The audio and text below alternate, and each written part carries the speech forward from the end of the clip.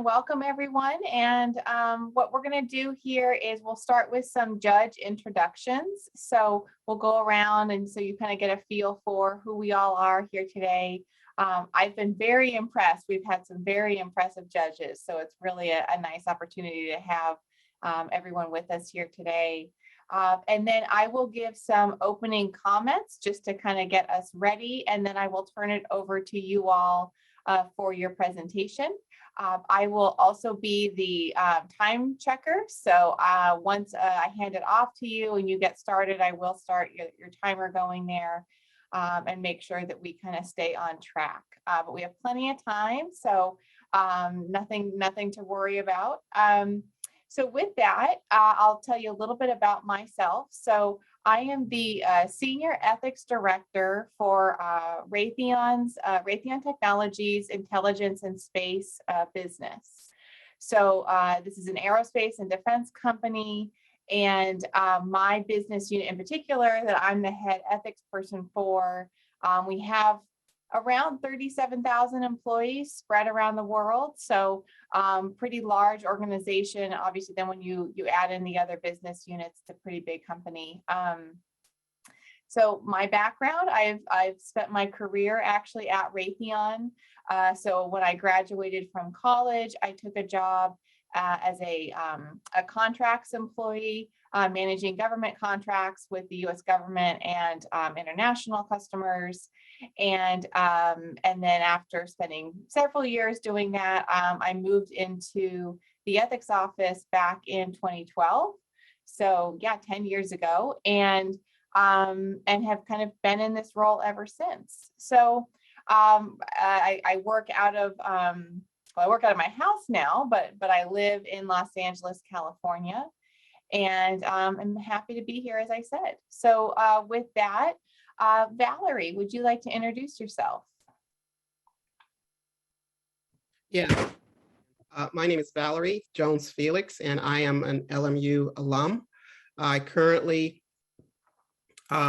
teach business entrepreneurship at the secondary level.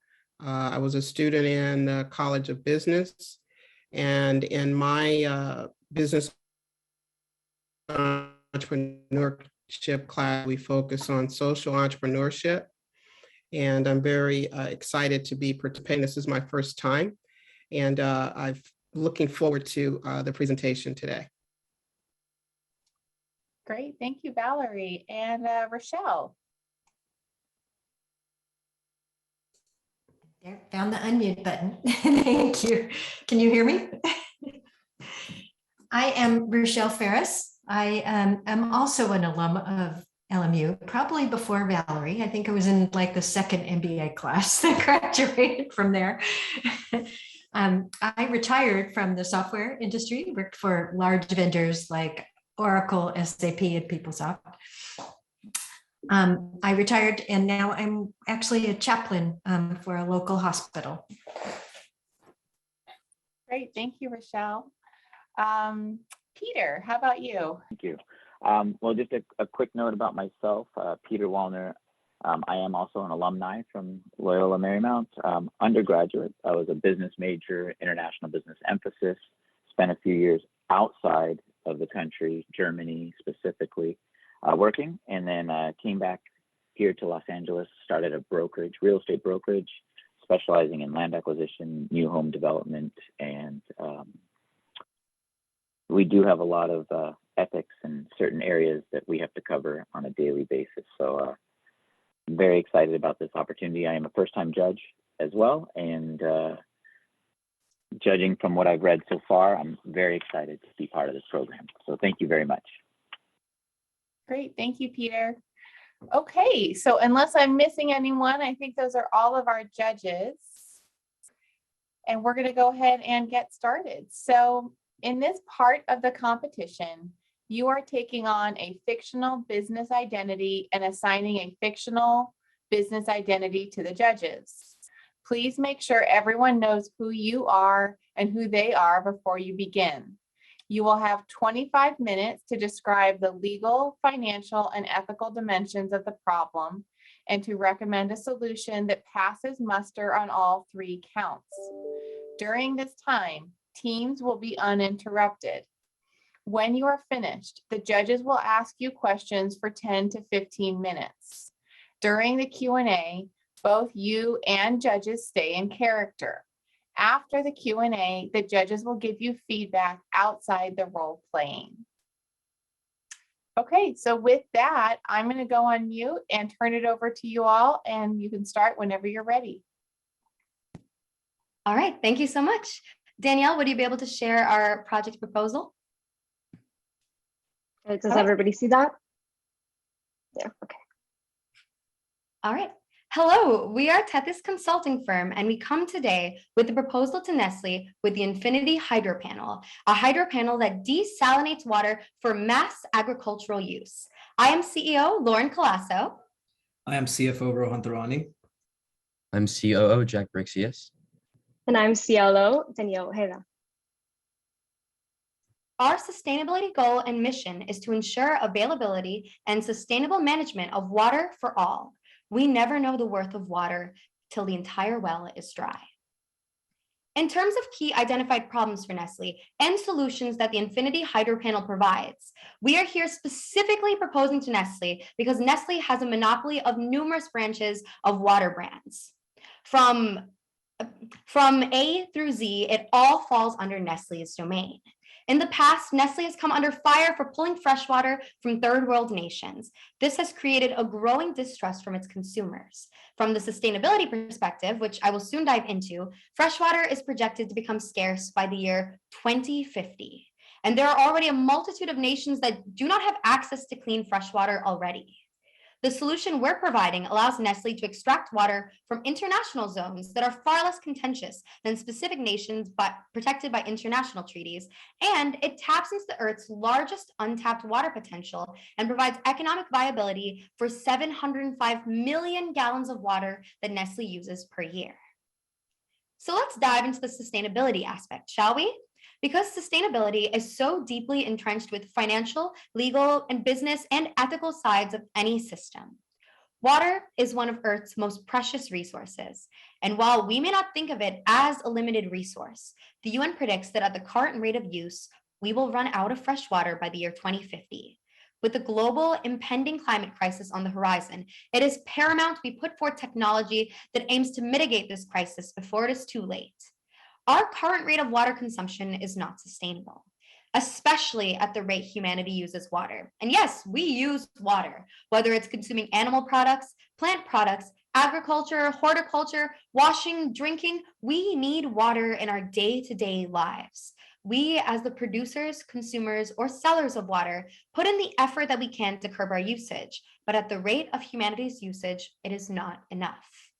In terms of specific sectors of water use, 70% of all fresh water is used for agricultural and horticultural use. This is over 2 quadrillion gallons of water. The annual census of agriculture only predicts a rise in the amount of water being used in the coming years. So we are proposing an innovative solution to this unique problem. Oceans hold 96.5% of all of Earth's water. 96.5% of all of Earth's water. That is boundless untapped potential. Some might even say infinite. We are proposing the Infinity Hydro Panel, a hydro panel that utilizes energy from the sun to desalinate ocean water. We have an exclusivity agreement for the hydro panel from WaterFX, a Californian company dedicated to sustainable clean water solutions, and the hydro panel itself is made of a series of silicon semiconductors and a hygroscopic funnel to bring water in. From products that have completed experimental versions of this, such as the Source Hydro Panel, which dispenses clean and mineralized water taken from the atmosphere, this proves that we can use solar energy to create clean, pollutant-free drinking water. So in theory, we can utilize our Infinity Hydro Panel to mass desalinate water for agricultural purposes. In theory, every hydro panel system can desalinate up to 40,000 gallons of oceanic water per day.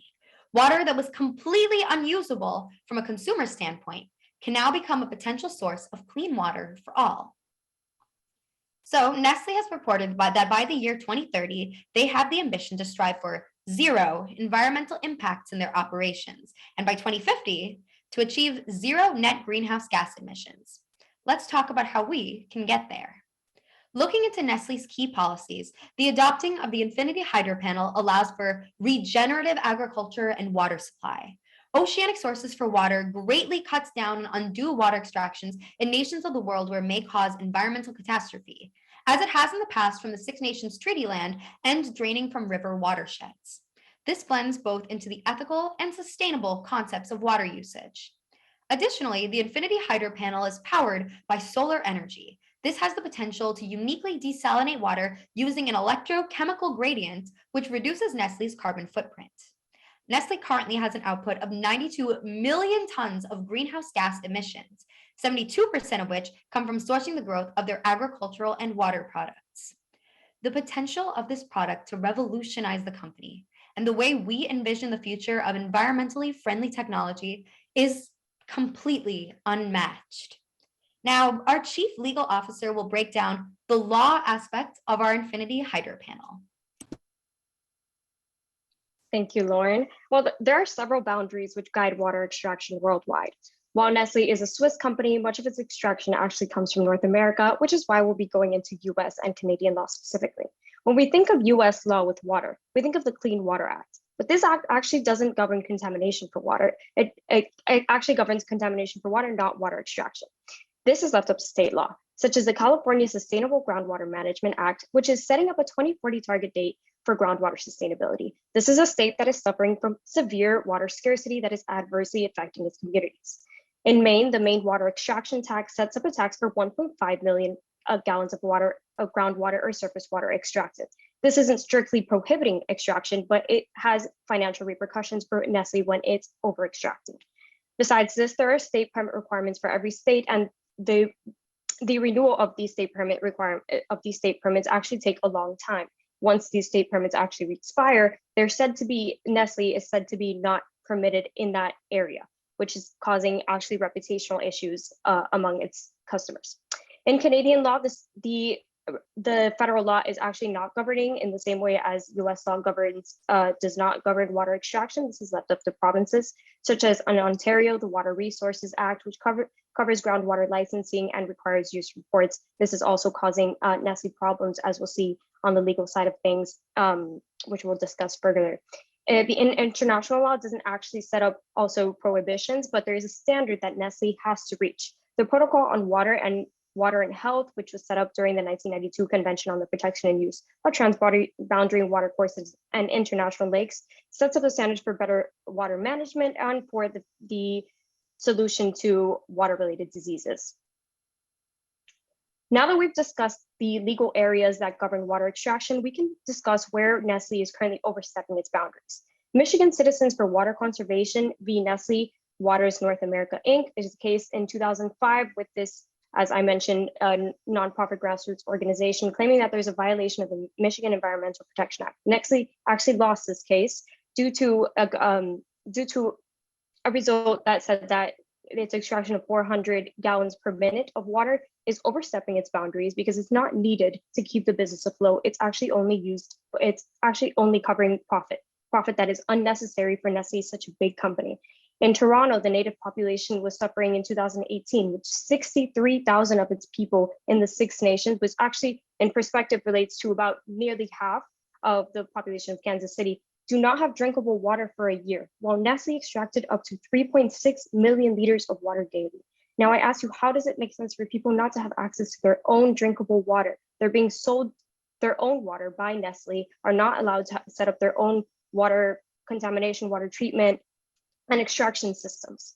In Poland Spring, Maine, there was a different issue in 2019 with the marketing of 100% natural spring water. Here, the plaintiffs claim that the water extracted by Nestle was actually regular groundwater. There are regulations governing how spring water can be marketed and requirements. They said that Poland Spring actually dried up 50 years ago. In California, there was direct state intervention. As we stated, there is a water scarcity problem. This is only going to happen further and continue in other states as we reach that 2050 date that Lauren mentioned. There was a cease and desist order in response to the overextraction of 25% in Strawberry Creek. We're presenting to you the legal and sustainable alternative. Desalination through our Infinity Hydro panels adds water to our current supply, which should already be available to residents. While Nestle has claimed that it will not stop its extraction due to water being extracted anyways and being a basic right for everyone, it is a basic right, but bottled water is for convenience. That is what Nestle is selling. They're selling water that should already be available. And our solution would actually eliminate the water inequity issues that are seen in the 6 nations by providing extra water, as Nestle is trying to do, and provide the convenience of bottled water, while also maintaining and allowing for these water reservoirs to replenish.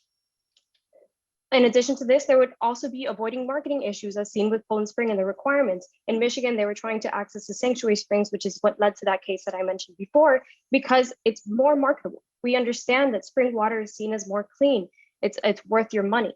But however, using our sustainable alternative, customers can trust that it's ethically sourced, that it has the right blend of pH and perfect minerals, and they will buy the water just because it's already the perfect blend, without having to go through the struggles of getting permits for the sanctuary springs or such that people are protesting. We ask that Nestle lead the industry the right way. There aren't currently strict laws regarding desalination because it's such new technology. But by taking the first step towards desalination, they're setting up a trend for positive legal responses in the future because they're doing it the right way. California's 2015 Ocean Plan Desalination Amendment actually already regulates disposal and intake methods. Since the state is already looking into new technologies, they're a little more advanced in this. The hydro panel actually already takes into account these problems, given a deeper intake, which actually preserves biodiversity, and by disposing of the salt brine water, by using it in chemical products, they're not dumping it back into the ocean where salt water will be more concentrated, not good for the organisms living in the ocean. If Nestle continues with its current processes, they're only going to face further legal backlash and financial issues due to lawsuits that I mentioned before. We're already reaching that 2050 target date. As water scarcity continues, we don't know if companies will be allowed to extract this much, or if we're just going to have to use the water in our systems just for people.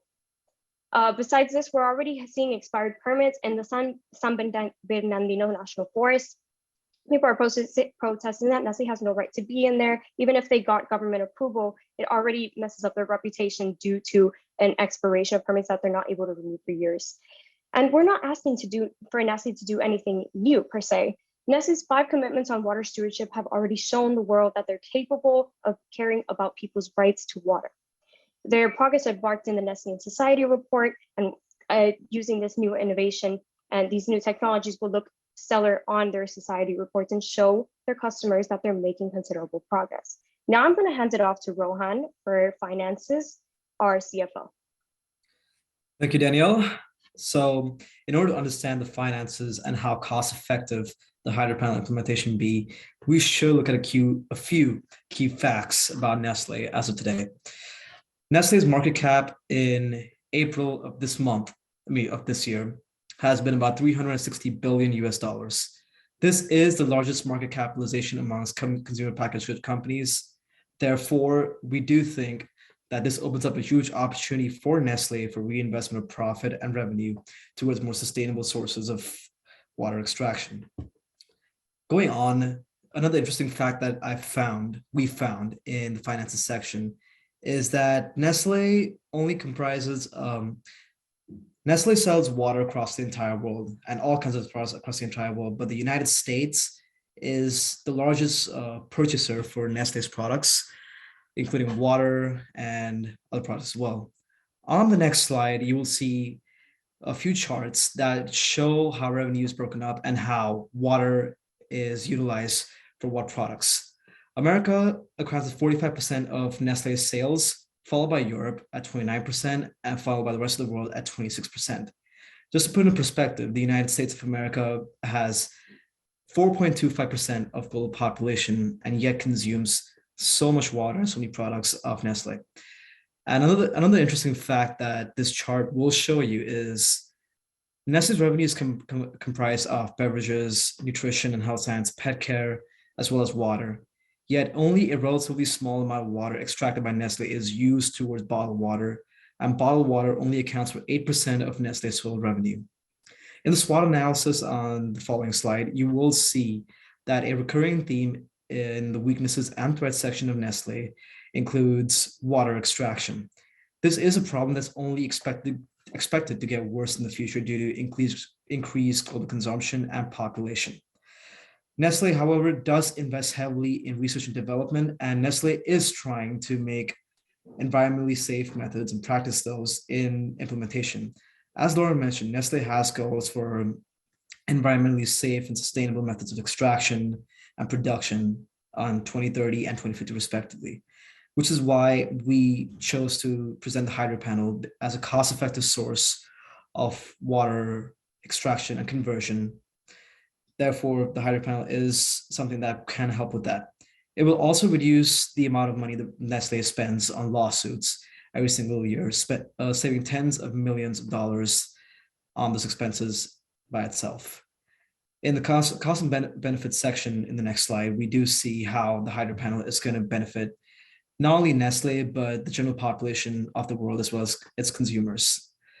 The biggest fact about the hydro panel is that it will be using a source of water that replenishes itself, ocean water. Ocean water does replenish itself every single year through environmental processes. Therefore, it's a supply that will last long into the future and not run out for at least the foreseeable future. This will benefit the people that live near aquifers, near farms, and near potential sites and current sites for water extraction by Nestle. These people will be spared health problems, and they will have control over the water once again to use it for whatever purpose they see fit, thereby increasing consumer welfare. The cost for a hydro panel system is about $5,500 to $6,500, and it is capable of producing 40,000 gallons of water a day. Compare that to about 700 million to 1 billion gallons of water extracted by Nestle annually, and you will see how a cost-effective solution like this can reset the entire infrastructure of Nestle in the short term as well as the long term. We do, however, recommend a short-term adoption of the hydro panel at first because Nestle is a big company, and adopting a revolutionary technology like the hydro panel will definitely serve to cause production delays, and it might also hurt the company financially as well as operationally. Nestle has a huge infrastructure worldwide for water extraction and transport. Therefore, we do suggest a short-term implementation in few select countries that are greatly affected by Nestle's current methods of water extraction, and then move on to larger markets like the United States and Europe. I'm going to hand it off to Jack, our ethics officer. Thank you, Rohan. Okay, so we are using a utilitarian framework, which considers something good if it benefits the majority of people. So for an action to be good, it must bring about the greatest benefit to the greatest number of individuals. So you can go ahead and just to contextualize this a little bit, the water crisis context is really important to kind of consider. Here is Nestle's conundrum right now. Current methods of water extraction have an unintended consequence in that they harm people. But before I get into that, we need to acknowledge that Nestle's actions are part of a bigger ethical problem, which is the global water crisis. So this was mentioned earlier to talk about sustainability, but we're going to be focusing on the moral and ethical obligations that this issue faces us with. So the effects of water scarcity and poor sanitation caused by it are kind of sprawling. So exact numbers are really hard to collect, but according to UNICEF, about 1 in 4 do not have safely managed drinking water. The UN says that's about 3 in 10. And water.org also has more numbers. They say about 771 million people lack safe water, and 1.7 billion suffer from the poor sanitation that results. So what does that actually look like? Well, around 673 million people defecate in public, according to the UN. And as if that wasn't bad enough, about every 2 minutes, a child actually dies from water-related disease. So what does any of this have anything to do with Nestle? Well, Nestle, albeit unwittingly, does contribute. Between 2018 and 2020, Nestle extracted around 173 million more gallons than it was permitted to. And well, what did that look like? Six nations was mentioned earlier. And here's what happened to some people in that territory. A 5-year-old boy had this rash that wouldn't go away that was caused by lack of water. And a mother of 5 had to hike with buckets just to collect water for her family because there was not enough nearby. And these are just 2 cases, but there are many others. It's not very localized, unfortunately. However, I'll concede, although all of that may be sad, it doesn't answer the question, why should Nestle care? Because after all, Nestle only contributes to a small portion of water scarcity. And it's not the obligation of a profit-seeking firm to be charitable or altruistic. It's the obligation of that firm to make more money. So just because we praise the utilitarian framework does not mean you do or necessarily should. However, in this case, we hold that you should, because if there is a way to alleviate human suffering that to any degree, then it should absolutely be done. And it's a moral and ethical obligation. Many would say that causing so much as one person, any amount is suffering, is grounds for radical change. So the UN would list water deprivation as a human rights violation, and what's more, slowly depleting the world's water supply or contributing to it in any way, and will eventually, and does right now, threaten all of humanity. So this doomsday scenario seems impossible, but as was mentioned before, by 2050, scarcity will become a real issue. However, if you still ask, why should Nestle help? There is a more compelling answer, which is because you can. So before, Nestle had to consider its beneficiaries before considering the well-being of people relying on the water it extracted, but now there's a way to benefit both. So if Nestle uses the infinity hydro panel to extract water from an inexhaustible source, then ethical concerns will basically dissolve, because by simply placing panels under the sun, water can be collected from previously untapped resources, and Nestle could use that water for global distribution instead. So people would not suffer from lack of water because they could collect from natural well springs, as they did before, and the environment would also thrive because its degradation would come to a halt effectively.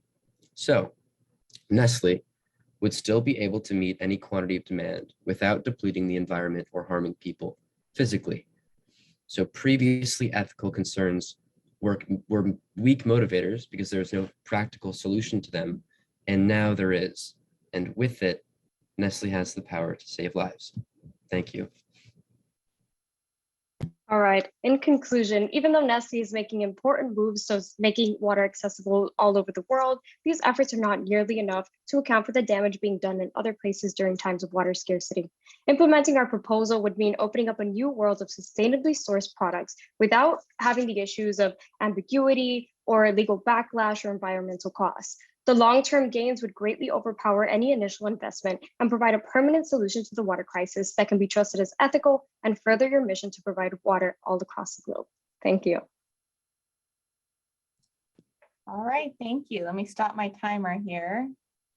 I apologize for the pop-in guest while you guys were talking, but she's gone now. Okay, so I think we have time for a couple of questions. So let me actually open it up to my fellow judges here. I felt like last session I cut some people off. So Rochelle, would you maybe like to get us started here? Okay. Yeah, I do have a question on, we've had a desalinization plant here in Southern California in Orange County for 20 years. I'm trying to think who did the legal dimension. Oh, I did. That was Danielle. Yeah. Danielle. So, and it's the legal dimension, but there's also some politics. So I was wondering if you did any research around that, because it's been a very politically charged issue, and it kind of goes in and out. Right. The difference between this hydro panel and desalination plants already established, which I think there are about 11 in California. There's a proposal for 10 more. But the problem with these desalination plants is that they emit a lot of greenhouse gases. That is why they're not considered a sustainable approach in their they use a thermal method route that uses greenhouse gases actually adding to fossil fuels. So it's not a sustainable approach. There should be a political issue over it, because while you're fixing one issue, you're exacerbating another. This won't be a problem since we're using actually renewable sources. And actually, California, the reason that they had that 2015 amendment was because of water effects. This is a company based in California. They've actually made plans towards partnership with that and made research towards fixing these issues. So we don't foresee that there will be a problem because there won't be an environmental issue. That is a great answer. Thank you. All right, great. Valerie, do you have a question for the group? Yeah, I have a couple of questions. Just continuing the question about the greenhouse gases. I believe there was a projection that there's 9,200 greenhouse gas exposure annually, and your goal is to get to zero by 2050. Have you done any projections as to the rate of decreasing those greenhouse gases to get to 2050? There's about 20 years. So what is the reduction rate annually that you have projected? And then also the process of renewable energy, what is the impact on the rate for water for people who are in those areas? Are they going to see a significant increase due to the expense of starting this up in their water bill?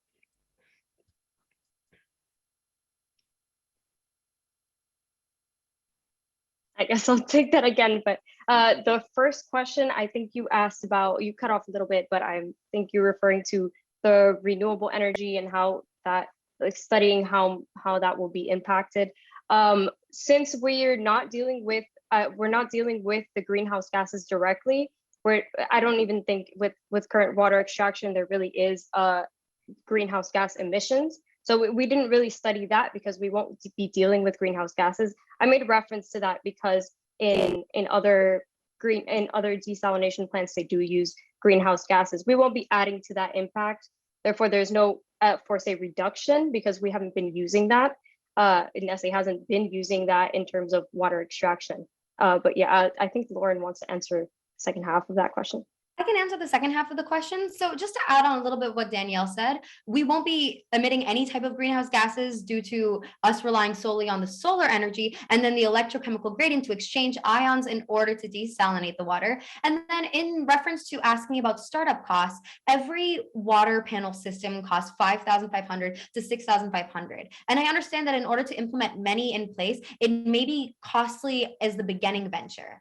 But as more and more communities are able to get access to this water, or Nestle is able to extract water in a cheap way, they're able to sell water for cheaper. They're able to sell their agricultural products for cheaper, overall making more sources of products for easier consumer buying. Do you have as a goal to have Nestle exclusively use desalination water and move away from competing with communities and agriculture for spring water? So as of now, we're opening it up as a beginning venture, but we're hoping by the year 2050 that Nestle will be using exclusively these desalinating panels. Right now, this also works really well into Nestle's financial goals because there's currently a business energy and investment tax credit, which allows much of the percentage of installation costs to be covered by the state if they're using renewable energy. So it's very feasible for Nestle to get up and started to meet their 2030 goal of reduction and the 2050 goal of completely zeroing out at zero net greenhouse gas emissions. Yeah, I also wanted to add, well, it's per state besides that business energy tax credit. North Carolina and states that are suffering from this shortage already have established tax credit. And like Lauren said, this is, and I think Rohan mentioned it, this is like a short-term plan for now where it's a gradual process. You're not going to eliminate every water extraction plant that Nestle currently has. But we also hope not only for Nestle to implement this, but for other companies to follow lead, because once consumers see that Nestle is making these sustainable approaches, they will want to purchase from Nestle rather than other companies. Okay, thank you. Peter, do you have a question for the group? I hate to focus on the legal questions, but I that is where I'm gonna start. So you talked a lot about some of the litigation and the court cases that have resulted from the approach that we've been taking so far in collecting water. And then you say, okay, let's pivot to this different way of doing things because it's all good. But I believe there was on one of your slides, it kind of indicated that there's not a lot of regulations or law around this new technology yet. And so there's a part of me that's very concerned that if we pivot our business and we make this investment to change our approach before we really know kind of where the regulations are going to go, are we opening ourselves up to maybe even more legal risk, or even the government saying, hey, you can't do that at some point? So I'm just wondering if we're maybe going too soon down this path before we know kind of how that's all going to play out. Right. So Nestle is already overstepping its boundaries, as we stated before. So legal backlash is not a new thing to them. This is actually an approach I think the government would actually want it to be taking, considering it was the California state government that actually already intervened. Obviously, they would need to consult on a state-to-state basis. This is something that should be implemented with government approval. This is not, and the reason I said that to leading litigation the right way is because once Nestle does it in partnership with the government, they're not already raising red flags that the government would raise for every company who is trying to do these desalination proposals. I suggest that Nestle should do it just because there's litigation that concerns, like in California, these types of regulations that we foresee. We're already involved in the possible with greenhouse gases, with the salt brine disposal, things like that. So we don't foresee that Nestle will have litigation issues as long as they consult with the government. The state permits that I mentioned are already expiring as we go on through the years, and I imagine that they'll be granted even less for state permits renewals with water extraction eventually. And so we can shift these state permits, yes, to coastal areas in other countries and within the United States, which is where they get most of their water. So as long as they are in partnership with the government, there should be no red flags raised. I'm going to ask a follow-on or a different question, I guess, I'm going to give Peter another shot here. Does Peter want to possibly type this question? That's a good idea. Let's give him a minute here. Can you hear me now? Yes. Perfect. I apologize for that, Megan. One little button makes a difference, as does one drop for the whole world, correct? So I'm in real estate. I'm in the real estate world. So for me, I kind of wanted to focus one question on the cost or the financial side. As a board member at Nestle, the one area is the desalination does need to go somewhere or needs to be stored in some, I'm assuming in some capacity. Have you done any research on how much space or how much land needs to be acquired to be able to store the water, and how long does the water potentially need to be stored before it's utilized? I'm sure that each location, I'm in Southern California, and land is at a premium, much like the water here in Southern California. But has there been any kind of, have you looked into what types of storage facilities or capabilities you may have or may require us to have, and maybe what some costs are associated to that? Just kind of reaching out there from that perspective. Sure, I'll be happy to take this question for you. Nestle already has an existing infrastructure for water extraction through several plants that are located throughout its regions in the United States and across the world. These plants are operated by pipelines and tanks that already store the water and may refine it to remove any kind of pollutants that might be in those waters. Therefore, by implementing the hydro panel near the ocean, where obviously you're going to desalinate the water, it transports through pipelines to these plants where they are once again not necessarily reviewed, that's the wrong word, but they are tested for pollutants for any kind and for whether or not they are drinkable or not.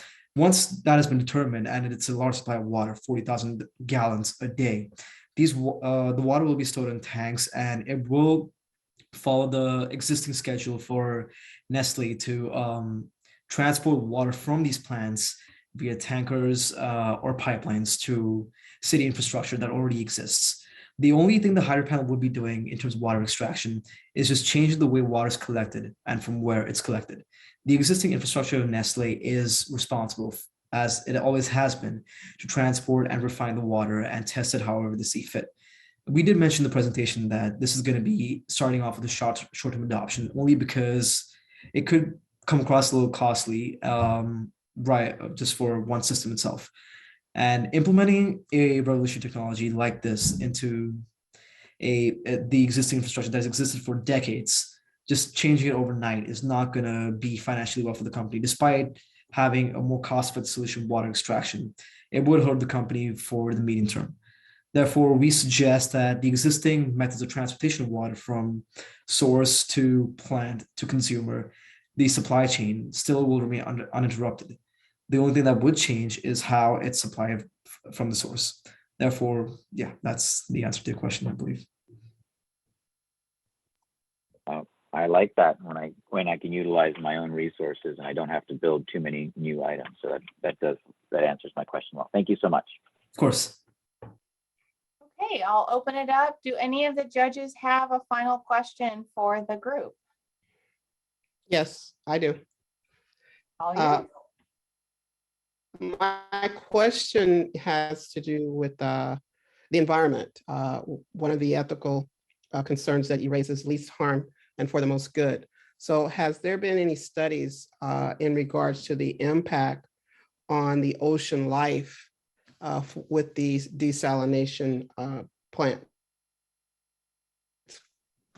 In terms of the ethics of the maritime world, if you were to place a bunch of panels along the ocean and extract water from the ocean, the levels would not change. Like it would be inconsequential in terms of that. Also, I think in terms of extracting from like environments and using solar energy, it would take about 70,000 hydro panels per person on the planet to actually alter the climate in any significant way. So you would need an incredible amount. I don't even know how much surface area that would cover, 70,000 hydro panels per person. But it would take an astronomical number of hydro panels to actually significantly alter the environment or ocean life in any way. Because all it's doing is just taking a little bit out and then purifying it and then sending it to the pre-existing storage plants. So it would not affect ocean life in any way. I do have a follow-up to that question, by the way. Nestle extracts in about 700 million to 1 billion gallons of water per day. And compared to how 96.5% of Earth's water is in the oceans, that will leave about 3.5% that's actually being utilized on land or lakes, or rivers, like groundwater, river water, or aquifers that already exist. You're extracting 700 million to 1 billion gallons of water from a source that is infinitely, well, not infinitely, but significantly less than what's actually out there, but not necessarily edible yet. Therefore, it's not going to affect the environment in an impactful way almost at all. The only thing that may be affected, if anything, and this is a long shot, is while you're constructing the structure, the foundations to hold a hydro panel system, it's going to require some kind of digging, some kind of mining along the coast at the very maximum, but it's sustainable enough. It's not going to affect the environment or marine life in any single way, because all you have to do is just dip a certain pipeline into the ocean or a hydro panel station, and the suction will do the rest. So there's not going to be any environmental costs as such to marine costs. Yeah. Also, in terms of sea life, which I think you mentioned marine life, this has been a problem that we addressed. And with the deeper intake, that's the whole reason, because if not, it's taken in by the suction, these marine organisms. So it's very important to do this the right way, to have that deep extraction to not suck up any marine life with it. So those are the possible concerns that we've dealt with and thought about. Adding on as the final part to her answer, sort of in reference to our 1 drop at a time, the amount of water we're extracting from the ocean in ratio to the entire ocean is but a single drop in the bucket. When we're building pipelines, we thought about where we'll be building the pipelines within the ocean, how we'll be extracting it exactly. And then in comparison to where Nestle has been pulling their water from in the past, they've been pulling from those third world countries. They've been pulling from watersheds, causing this environmental catastrophe. So this comparatively is a far less contentious and a far safer for not only the marine wildlife, but for the people itself who depend on these water sources. Does that help answer your question? Absolutely. You've done a fantastic job of answering that question. Thank you all. Okay, so I think we're at time for our Q&A portion. I do, when you started off with and you ended with the you never know the value of water until the well is dry. That's a great statement. It gives us the opportunity to really monetize what you're discussing and what you're putting together, and that creates, for me, it's a value add. I go into the financials, I look for those items, but when in the presentation, I believe you guys did very well from that perspective. You're able to, each one started with and gave their definition of what they're going to be talking about and ended that way as well. So that for me was very positive. So I wanted to just congratulate you on that part of it. The one area that was a little it was a little hard to follow were some of the costs associated when we had the $5,500 to $6,500 unit to cost and 40,000 gallons per day.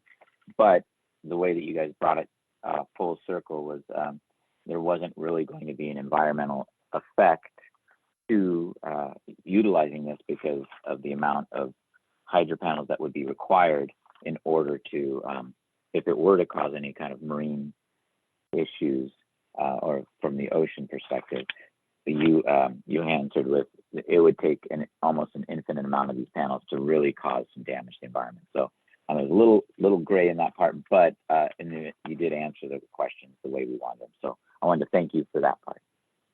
I think that was my contribution. Thank you. Thank you, Peter. Okay, Rochelle, how about you? Okay, all right. Lauren, you are an amazing speaker. You have a gift for it. So, Thank you so much. but I wanted to tell you and Danielle something that I suffer from as well, especially when I'm nervous, is you talk really fast. And sometimes I'm older and slow. So sometimes I missed some of what you said.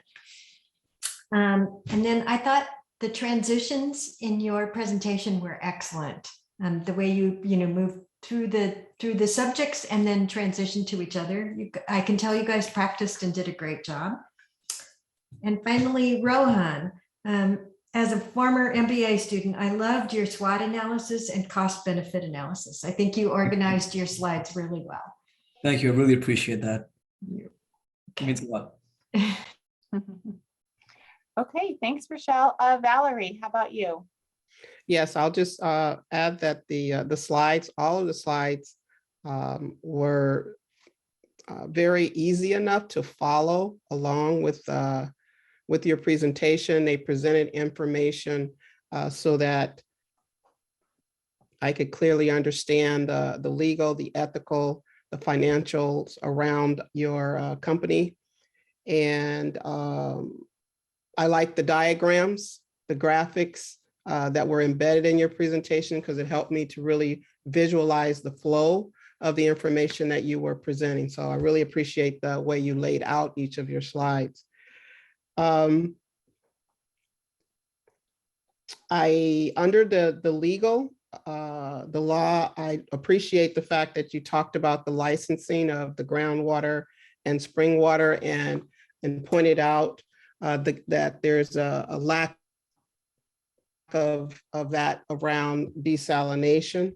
And I would like to have had another stakeholder perspective. Like I can imagine with this, the environmentalists are going to be all over regulations around something like this, and maybe some information about what types of regulations, laws, et cetera, that environmentalist nonprofits would like to see around something like this.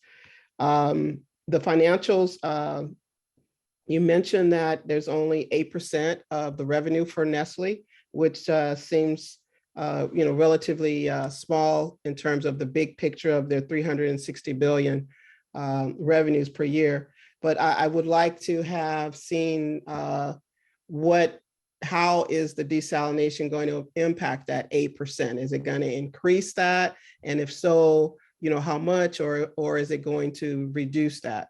So that would have been helpful to see if they're looking at expanding the percentage of revenue through these desalination plants as a member of the board of directors for Nestle.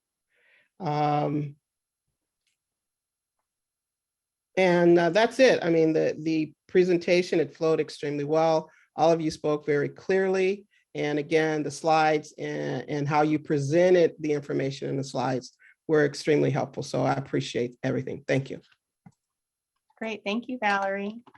All right, so yeah, I'll start by saying a very impressive presentation. I thought you guys did a really great job. You knew the subject matter so well. As I said, the presentation flowed really nicely. And I also want to talk about how you handle the Q&A portion, because we've been talking about this in some of my earlier sessions today about how oftentimes, in my opinion, and I think in a lot of others, the hardest part of a presentation can be the questions and responding to the questions, because you just don't know what is going to be asked, and you kind of have to be really good at thinking on your feet, having the answer, and going from there. So I think you guys did a really great job with your answers. One thing I will caution you about, because I know at least one judge on the competition who's very sensitive about crisp answers, and there were a couple of times that several of you kind of chimed in with more information, really helpful information. So I want to balance my feedback here by saying you really want to think about, do I really need to chime in, or are we going to let that answer sit? So just think about that a little bit. And I'm giving you guys such little tweaks here because you guys did so well. So I'm going to just warn you, my things are going to be pretty small. So just something to think about. I guess one overall thing I would think about is, we were supposed to be, the judges and I, right? We were supposed to be the board of directors of Nestle. And I felt like sometimes you guys forgot who you were talking to. And I say that because, for one thing, I think you often refer to Nestle as they. And you might think about using the word you, because you're talking to Nestle, right? You're not talking to a third party. And I think that plays through a little bit in, let's remember to be that we're trying to convince a company and not make them defensive. And so an example of that, and I had to chuckle, Danielle, with your answer to my question about, well, Nestle's already overstepping, which is totally fair. But if I'm the Nestle board of directors and you just said that to me, what do you think my reaction is going to be, right? So I would just think about, it's how do we sell this to them, but not totally trash them and say you guys are doing horrible. So just something to think about is, if you can keep that visual of, I'm talking to Nestle, how can I, make this argument? I agree with the comment about, Rohan, if you could clarify the slide on the cost of the adoption plan. So, you had one bullet in there that said it was a short-term adoption, but I wasn't really clear on if we could get a little bit more nuance on what is the recommendation to kind of get us started. So something to think about there. Jack, I really appreciated when you started your section with kind of the realistic acknowledgement of Nestle's a for-profit company and why should they care? I thought that was a really great acknowledgement of the reality and then explaining the why. So really thought that was great. Sorry, I have all these little, again, these are like little things because overall it was such a great presentation. Last thing, just the charts were great. There was one of the graphs on slide 11 was too small for me to read. And I was like, it was there were two, it was the one above. I was like, it was just fuzzy and small. So maybe just look at that one and think if there's a way to kind of make it easier to read. That's all of my comments. Again, you guys did a wonderful job. These are just little things that I I thought you guys might, think about for tomorrow.